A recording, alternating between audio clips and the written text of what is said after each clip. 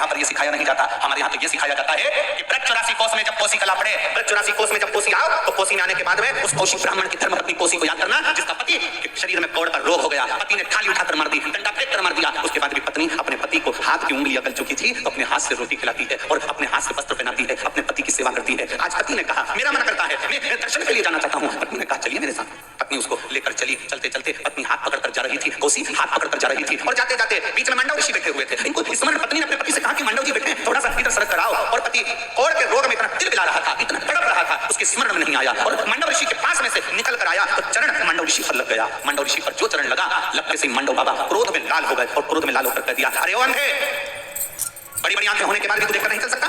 मैं तुझे श्राप देता हूं, कल का सूर्य उदय होते हुए तू नहीं देख पाएगा, ये मेरा श्राप है तुझे। कोसी की आंख में जल भर गए, मेरे पति को श्राप दे दिया।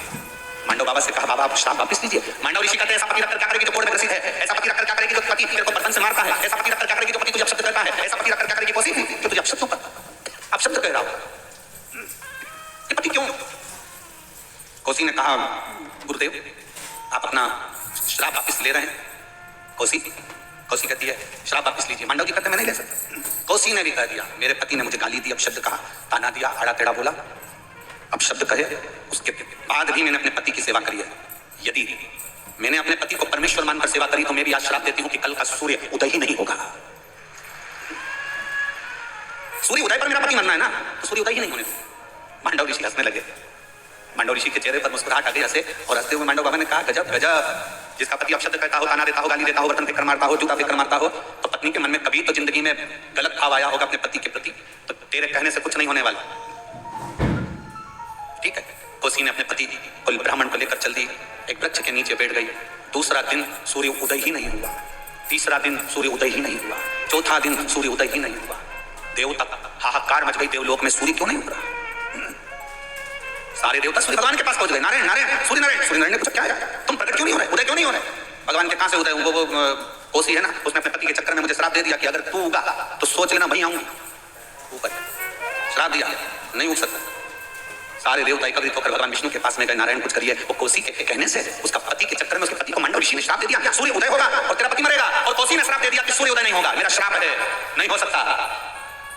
मेरा भी संकल्प है, मैंने अपने पति की सेवा करी है, सूर्य नहीं। क्या करा जाए? भगवान नारायण ने कहा करें क्या ये बताओ। सारे के सारे देवता एकत्रित होकर नारायण के पास गए, नारायण ब्रह्मा जी के पास गए, ब्रह्मा भगवान शंकर के पास गए, करिए। शिव जी ने कहा काम करो, सतियों में भी सती अनसुईया जी के पास जाइए। अनसुईया जी अगर इस कोसी को समझा देंगे तो फिर ये कोसी सूर्य देव से कहेगी तो सूर्य उदय हो सकते हैं। आप जाओ अनसुईया जी के पास, मां अनसुईया के पास में जहां सतियां निवास करती हैं, जहां सती तो मां नारी निवास करती है।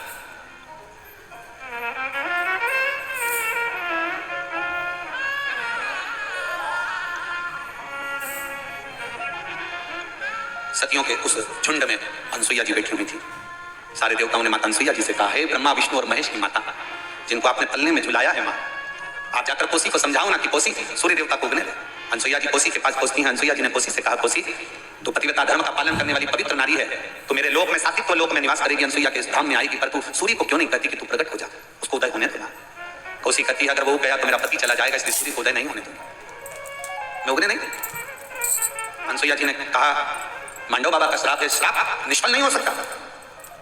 तो तुरंत कोसी ने कह दिया जब मंडव ऋषि अपने श्राप को वापस नहीं ले सकते तो मैं भी अपने श्राप को वापस नहीं ले सकती। समझाया, अनसुईया जी ने खूब समझाया, मानती नहीं है कोसी, नहीं मान।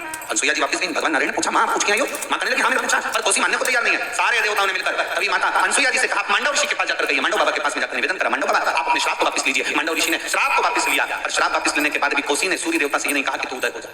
फिर देवता एकत्रित हुए, फिर वापस पहुंचे कोसी के पास में जाकर फिर निवेदन करा मां आप तो श्राप वापस ले लिया, अब आपका पति मरेगा नहीं, अब वो सूर्य उदय होने पर प्राण नहीं छोड़ेगा, आप तो कुछ करिए। तब कोसी ने कहा पहले मुझे वचन देना पड़ेगा, मेरे पति के लिए भी और मेरे लिए भी वचन देना पड़ेगा।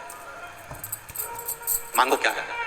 जब इस धरा पर पवित्र भूमि पर जब द्वारिकानाथ भगवान कृष्ण आए, क्रीड़ा स्थली उनकी यह रहे, भगवान खेले इस भूमि पर, और मुझे वचन दो ब्रज की परिक्रमा करते करते जब कोसी के मध्य से या कोसी के रज से कोई छू कर जाए तो उस नारी का अखंड सौभाग्य हो जाए, ऐसा वर मुझे दे दो, वो वर मुझे दिया जाए। श्री शिवाय नमस्तुभ्यं, हर हर महादेव। दोस्तों आप सभी दर्शकों का हमारे इस चैनल डिस्चार्ज मस्ती में स्वागत है। अगर आपको ये वीडियो थोड़ी सी भी अच्छी लगी हो तो प्लीज़ इस वीडियो को लाइक और चैनल को सब्सक्राइब जरूर करिएगा, और कमेंट बॉक्स में हर हर महादेव या श्री शिवाय नमस्तुभ्यं जरूर लिखिएगा। धन्यवाद।